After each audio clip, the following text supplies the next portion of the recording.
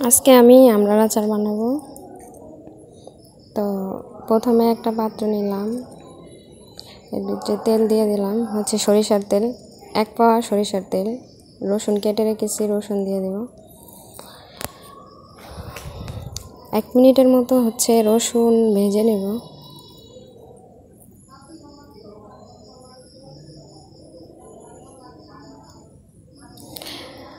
এক চা চামচ আস্ত পাঁচফোড়ন দিয়ে নিব, 1 চা চামচ সরিষা বাটা, তেজপাতা, কাঁচামরিচ দিয়ে আবার একটু নেড়ে চেড়ে ভেজে নেব। লবণ দিয়ে নিব হচ্ছে 1 চামচ, মরিচের গুঁড়ো। আমি হচ্ছে আমড়াটা আগে থাকতেই কেটে একটু মরিচ দিয়ে রাখছি যাতে ঝাল হয়, এটা ঢেলে দিব। একটু নেড়ে চেড়ে মিশিয়ে দিব। তারপর হচ্ছে এটা বলক আসার জন্য একটু হিটে রাখবো, বলক আসলে এটা হচ্ছে হিট কমিয়ে দেব।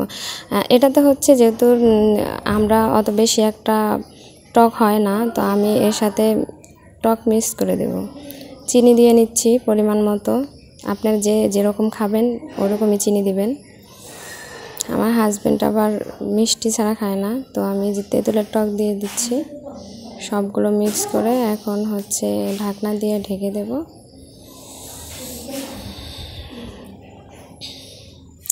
আমি বলক আসা পর্যন্ত একটু হিটেই রাখবো।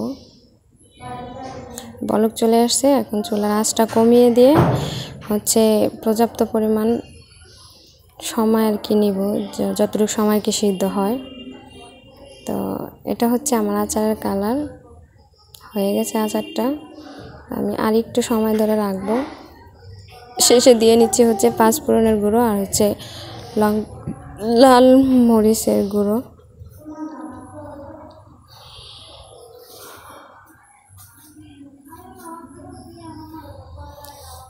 আপনারা আমড়ার আচারে পানি দিবেন না, হচ্ছে তেলটা একটু বেশি দিলে তেলটা সিদ্ধ হয়ে যাবে। তো কেমন হয়েছে আমার আচার অবশ্যই জানাবেন।